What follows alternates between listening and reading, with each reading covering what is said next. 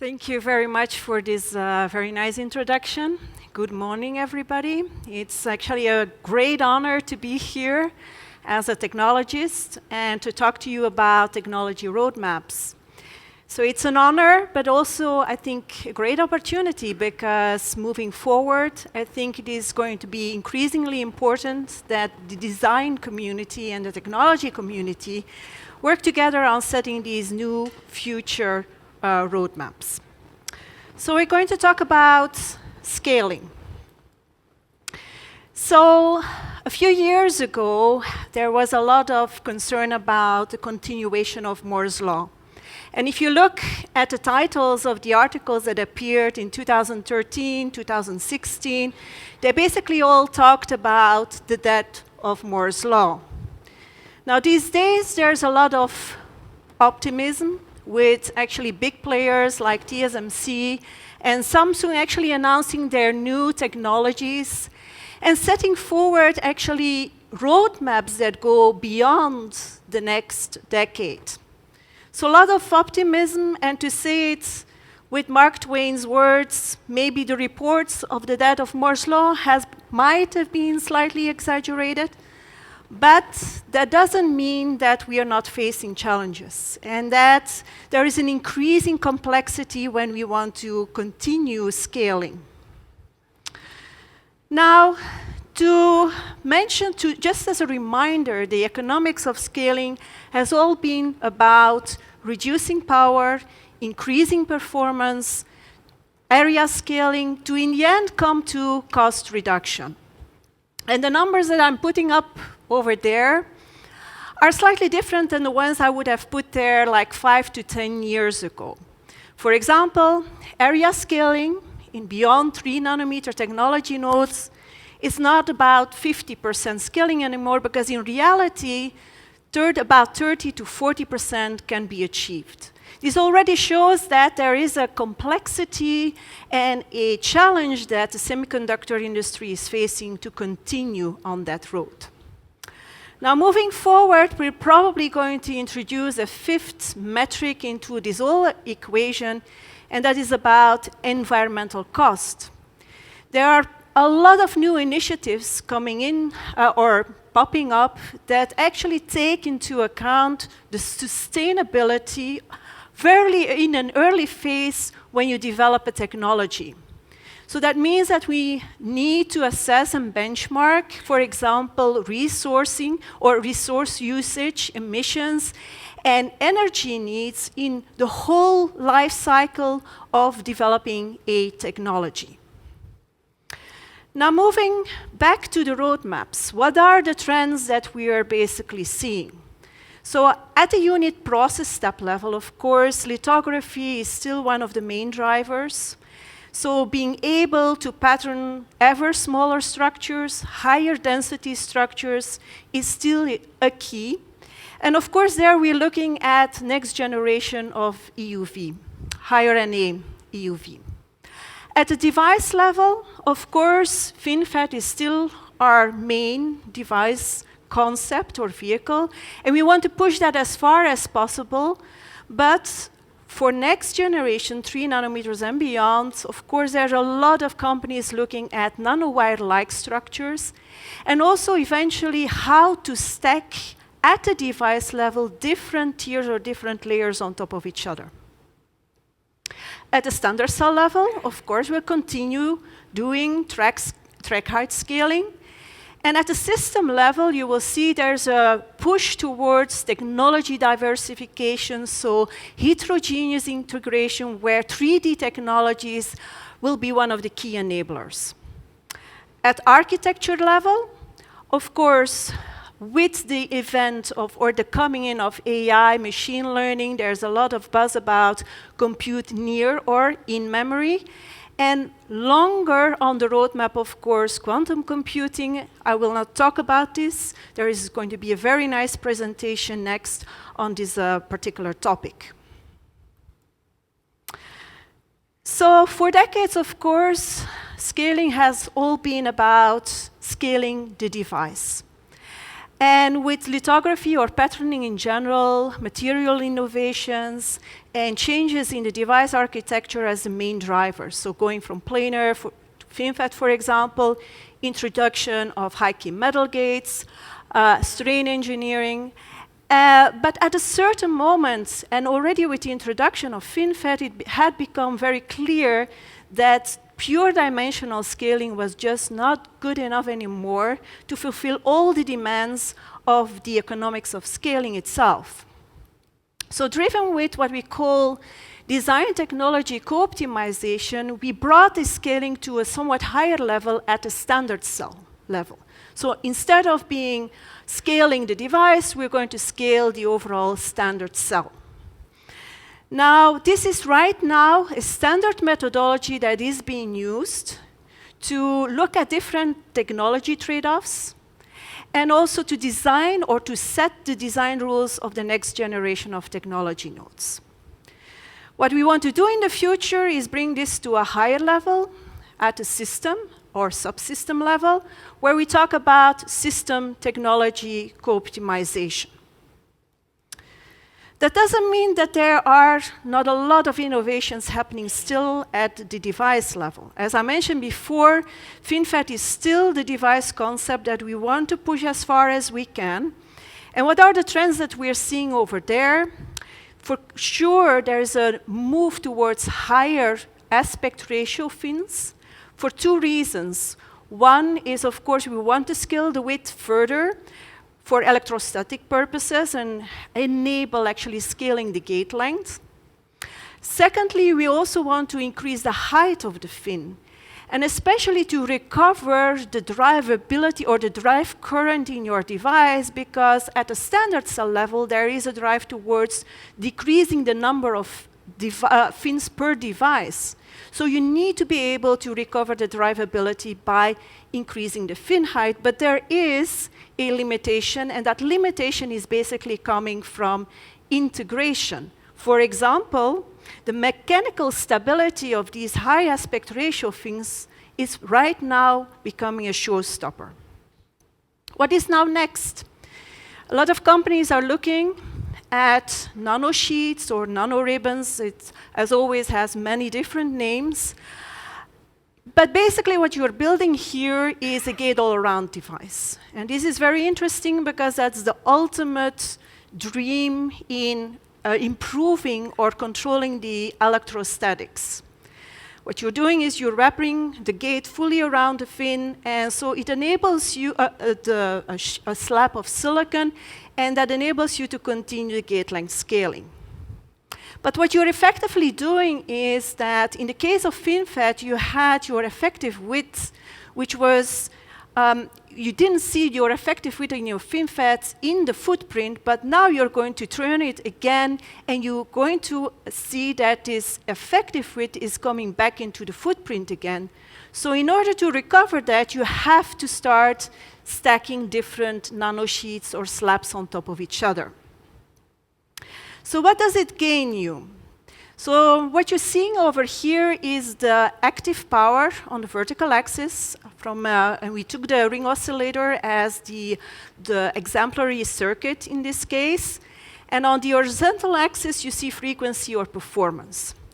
And it is actually comparing two different flavors of FinFET and two different flavors of nanosheets. So what you're seeing here is when you move from a 5 nanometer FinFET to a 3 nanometer FinFET, you actually gain in power efficiency, but you don't gain in performance anymore. And this is a direct implication of going from a 2-fin device to a 1-fin device, where you struggle actually to recover that drivability. Now you can recover this with going to nanosheets, somewhat at the expense of power efficiency, but what is also very interesting is that nanosheet device is actually scalable to a next generation, which we call 2 nanometer. Now, what is beyond nanosheets or nanoribbons? Well, what is now effectively going to limit the scalability of your devices or your footprint is going to be the separation between your NMOS and your PMOS. You always need to account for a certain distance where your gate can nicely go over your active, and this is limiting how far you can scale the standard cell. So we propose actually a variation on this nanosheet device, which we call fork sheet. And what you're effectively doing is you put a dielectric barrier, you take a nanosheet device, you put a dielectric barrier there, and as such you have a very nice alignment of your gate edge to your active on one side. This allows you to further scale down the standard cell. And the benefits are quite clear, both in SRAM as well in your random logic. On the left-hand side, you see actually the trends for high-density SRAM cells, where we compare different technologies and we compare FinFETs versus nanosheets versus fork sheet. And effectively, you can gain about 30% in SRAM scaling over your typical or standard nanosheets. What is also interesting is you can think of designing the standard cell for different kind of optima or purposes. For example, you can, depending on the width of this dielectric barrier, you can either go for a standard cell which is C-effective optimized, W-effective optimized, which means also drivability, or density optimized. What is beyond that? Well, the ultimate dream is actually to stack the NMOS on top of the PMOS or vice versa. So this again gives you clear benefits, about 50% in SRAM scaling, about 25% in standard cell scaling. So it is a clear area scaling booster. There are different ways of implementing this or doing this. But for example, if you can use 3D technologies to implement this device, it also gives you the freedom to choose or to optimize the NMOS differently from the PMOS. For example, you can think about using different materials for the NMOS and even the different device architectures. Now, these were a lot of innovations at the device level. Now, there are also a number of very special constructs that you can think of that allows you to further scale the standard cell. And one of them is related to smart power delivery. We call it the buried power rail.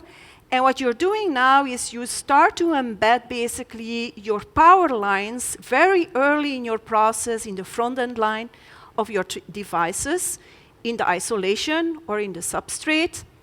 And there's a clear direct benefit when it comes to track height scaling, so the amount of metal layers that you're going to need to actually access your standard cell.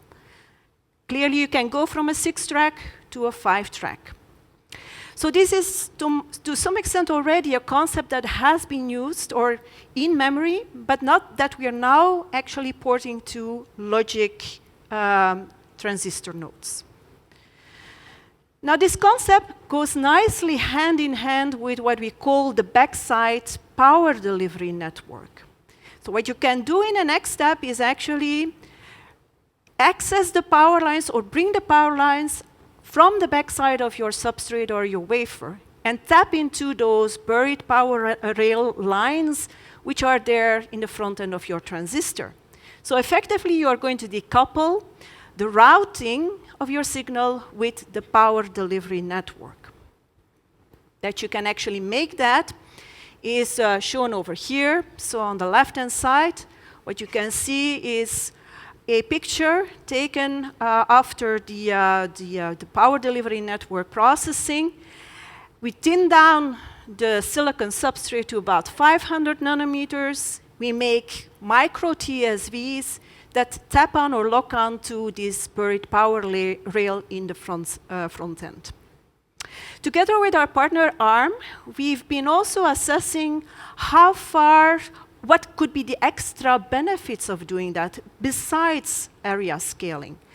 And we've also shown that there are clear IR drop benefits. So the middle figure actually compares different flavors of this power delivery network, a standard one, which is in green, to a blue one, which is showing the front side power delivery network in combination with a buried power rail, and the red one where you have basically the combination of the backside together with a buried power rail. So very nice benefits that we can see by doing this. This is already an example of what we call system technology co-optimization. Now, what do we actually mean with this system technology co-optimization? Because in the end, technology has always been there to serve innovations at the system level. So STCO has been driving or been driven by application and system scaling. So there are system-driven technologies like, for example, new cooling solutions that allow you to manage the thermal aspects of your system in a much better way. So far, we've also been discussing at the other side of the spectrum the typical dimensional scaling or scaling-driven technologies which allow you at the device and at the standard cell level to actually scale and improve your transistor or improve your standard cell.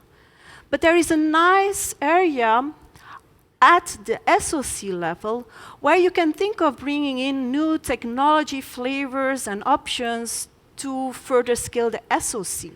Now, the SoC as such has always been using that universal nature of CMOS to enable all the different functions on that system on chip. Now, scaling, as you might know, is becoming more challenging and also a bit more restrictive because there are a number of functions which you are trying to optimize within the boundaries of these advanced CMOS technologies, which might not be necessarily the best way of doing so. Think about your I/O devices. Devices which are becoming actually increasingly difficult to enable in these advanced CMOS nodes. So STCO in this context means that you're going to acknowledge the heterogeneous nature of your SoC, and you're going to look again for different technology options which might be blending together, but on the whole give you energy and power efficient systems. So you can call it a bit of an SoC disintegration. Now that means that you're going to have to deal with heterogeneous or different kind of functions on your system or your SoC. And there are different ways of doing this. You can think of co-integrating different technologies on the same substrate, which we call monolithic integration.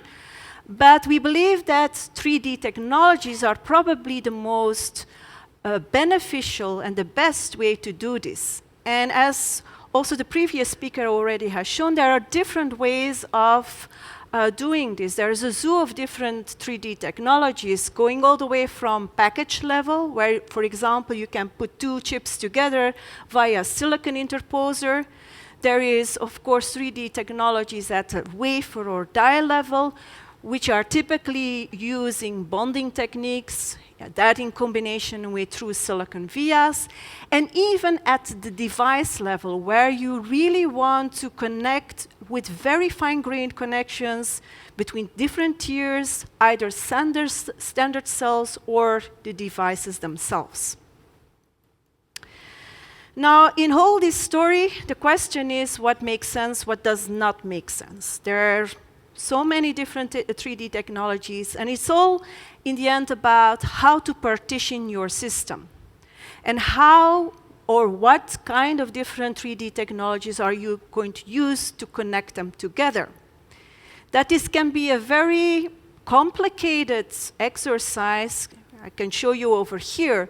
So you can think about starting with a core logic wafer. You can put that together with your memory cache. You can use for that wafer-to-wafer bonding.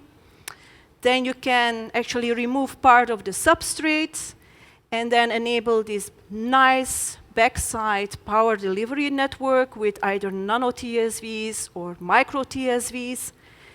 For your I/O devices, you can think of another wafer or chip which typically is using less advanced technologies, more or lower cost technologies. You can make TSVs to the backside for flip chipping it to an interposer, and you put this all together with die-to-wafer bonding. So you can think of many variations and many combinations of this example. That means that moving forward, our EDA tools need to be available there to make trade-offs and look at what is the most optimal way of actually partitioning your system. Another, let's say, application that could benefit from heterogeneous integration is on the RF front-end module side. As there's a lot of course, push towards these days on optimizing the RF front-end for 5G and 6G applications. And the front-end module in general is the most diverse. It composes of very different components with very different technologies. And moving forward, we only see that complexity going to increase with more antennas, more PAs, more filters. And what is also going to be interesting to see how we can actually bring in specific technologies which address, for example, the need for ever higher speed, efficiency, output power, to tackle actually the challenges related to moving to higher frequencies and also higher efficiency. That means, in our case, we're looking at how to combine, for example, compound semiconductor devices like gallium nitride and 3,5 devices, which are pretty good when it comes to speed and efficiency, together with advanced CMOS. And again, you can think of doing this through 3D integration. But there is a second problem that we need to tackle, and that is, in order to do so, we need to upscale those compound semiconductor materials, like gallium nitride, 3,5, to a silicon platform. This is not an easy task, because they're quite dissimilar from silicon. And usually you need to tackle problems like defectivity, passivation.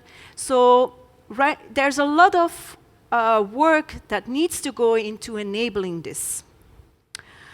So one way of doing this is shown over here. We have a quite unique 3,5 nanorich technology.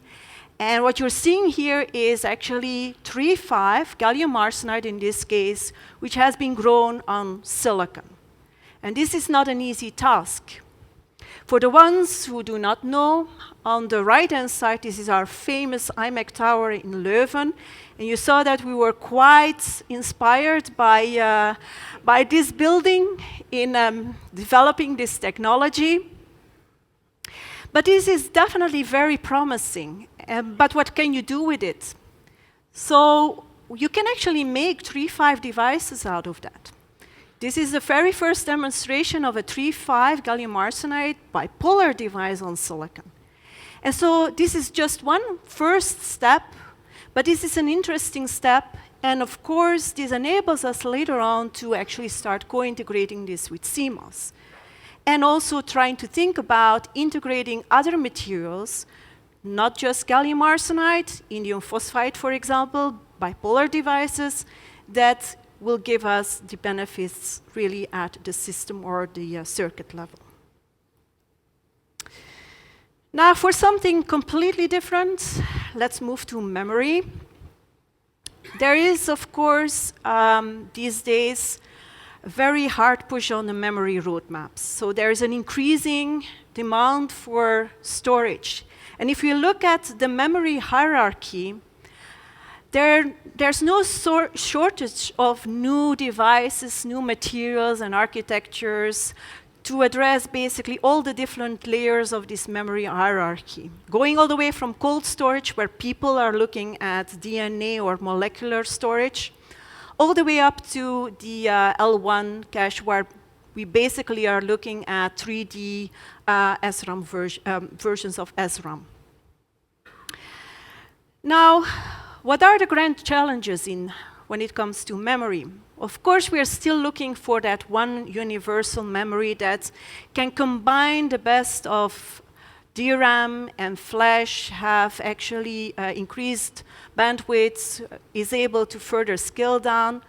But all in all, I've shown you there are many emerging memories that people have been looking at, but all in all, SRAM, DRAM, and 3D NAND are still the main memory architectures that are being pushed. And their scaling is for sure under pressure. And there's still many ideas out there, but it is not easy. And again, just like in CMOS scaling, there are challenges related to that. New applications like AI and machine learning, they for sure are driving this roadmap even further because they need very direct and very fast access memories. And because we have this memory wall or this bottleneck, there is a push, for example, to look at compute in memory to circumvent or to optimize this. As we are going to bring the logic and the memory closer together, of course, again, 3D packaging, the way of handling heterogeneous different technologies together is, of course, very important. Flash is all about actually stacking more tiers or more layers on top of each other. Besides actually the problems related to stress, to be able to stack all these different layers, of course, there is also the push towards improving the channel current. And in order to improve the channel current, you need to look at your channel mobility. And besides optimizations on the silicon channel, the standard silicon channel these days, again, people are looking at other materials like, again, 3.5, and try to see if this could be a solution for this ever increasing amount of stacks that we need to enable. Besides that, modeling and understanding this current and the impact, for example, of radio telegraph noise on this channel current, because ultimately this noise impact is going to limit the amount of multi-bits that you can actually enable. DRAM is all about geometrical scaling. So if we look at a memory element, a clear move from cylindrical capacitors to pillar-like capacitors. Also still a lot of work to look at improving this capacitor, different kind of materials being looked at. And again, the push towards 3D. So looking at array above periphery, where you probably want to go for a 3D transistor, access transistor, like a vertical device. But not only a vertical device, also looking at other materials. Again, IGZO, indium gallium zinc oxide, which is being considered for as a backend transistor, is in that context very interesting because it gives you a very low leakage current. And so again, people are looking at how to enable this material for these kind of applications. From a periphery, there's a move from planar to FinFET for scalability reasons, but also to optimize because it's a good analog device for performance reasons.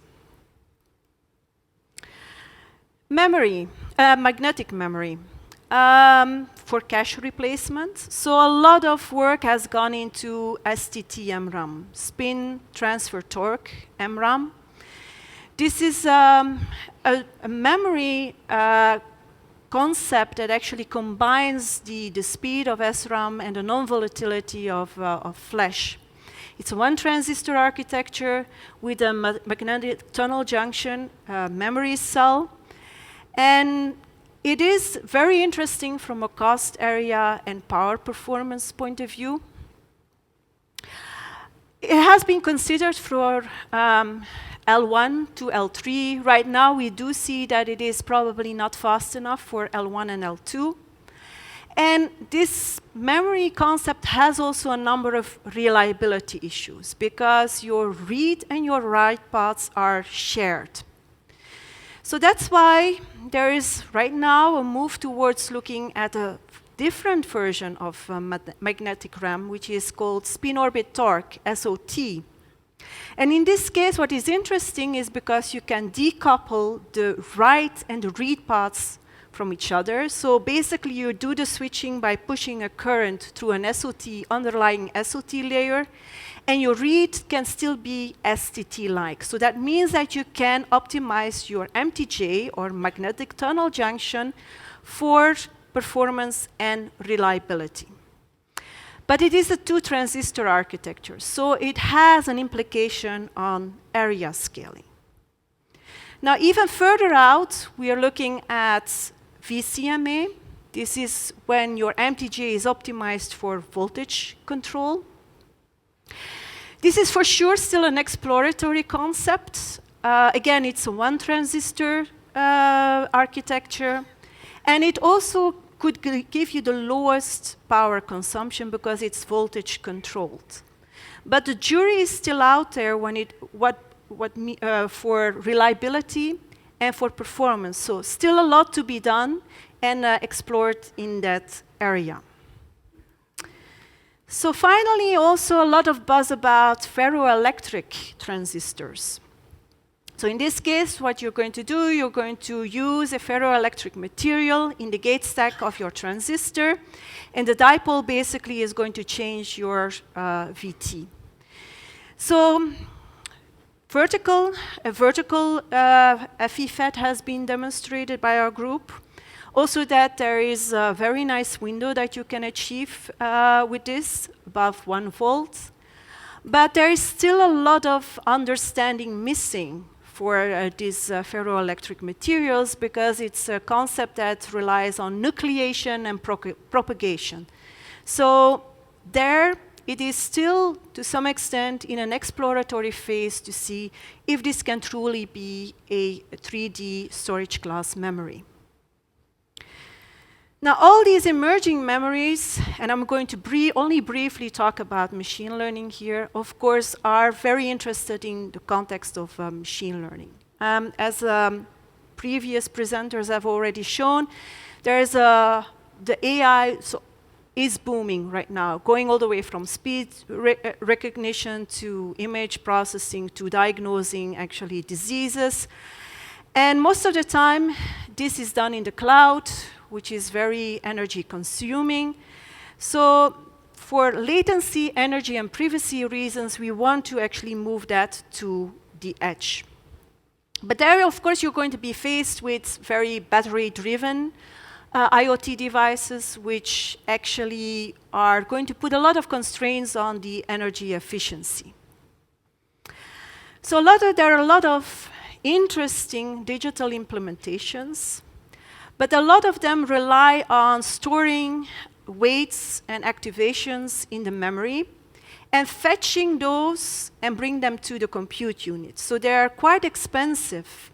So the idea, in order to become much more energy efficient, so what you want to be there up on the left top side where you have high speed and low power, is to bring the logic and the compute units and the memory closer together. So we're talking about compute in memory. And we at imec, we are looking at specifically analog compute in memory accelerators. So the idea is, again, that the memory array stores the weights and implements the neural network layer matrix vector multiplications in an analog fashion. And for doing that, we are relying on memristor type of devices, where you can actually program the conductance of your memristor to be proportional to your weight. And you can then, of course, apply a voltage which is proportional to your activation. From a back-of-the-envelope calculation, we know that we could potentially actually achieve 10,000 teraops per watt, which is quite significant.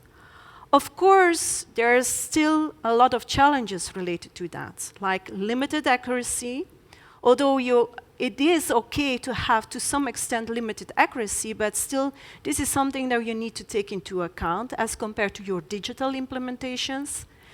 Noise and variability, and how to map, of course, your algorithm on this kind of devices. Now, there are a lot already implementations using RRAM. What we are looking at is different. We are basically benchmarking different kind of memories to see if there is something out there which actually could be even more beneficial. And for doing that, we set some requirements of this compute cell. What does this compute cell need to do? Well, it needs low variation. It needs high resistance or low current. It needs to work at a voltage which is compatible with your core logic. Small area, small size. Multi-level is nice to have, but not necessary. So right now we're looking basically at memories from MRAM, phase change memory, to RRAM, to DRAM. And we selected a number of potential candidates. Not just because right now they're already fulfilling all those requirements, but they also have the potential to be tweaked for these machine learning applications. Okay, this brings me to finally the conclusion of my presentation. I hope I've conveyed to you that scaling continues, the party is not over yet, that DTCO and STCO concepts are quite interesting, not just to validate, but also to generate new concepts that can support this roadmap. That there are exciting times ahead where technologists and designers, system architects can work together on these roadmaps. That 3D integration will be extremely important, 3D integration at different levels to enable heterogeneous systems. That when it comes to memory, SRAM, DRAM, and 3D NAND are still the main memories, but also their scaling is being challenged these days. That this memory bottleneck or wall actually brings the need there to bring logic and memory closer together, and that a lot of these emerging memories, which might finally not end up in the memory roadmap, but might have very unique properties that can be leveraged in, for example, machine learning. I would like to acknowledge actually many different people and many different groups across different programs at imec, which have made this all possible, also the connectivity and the IoT teams, and our partners. And finally, I would like to thank you for your attention.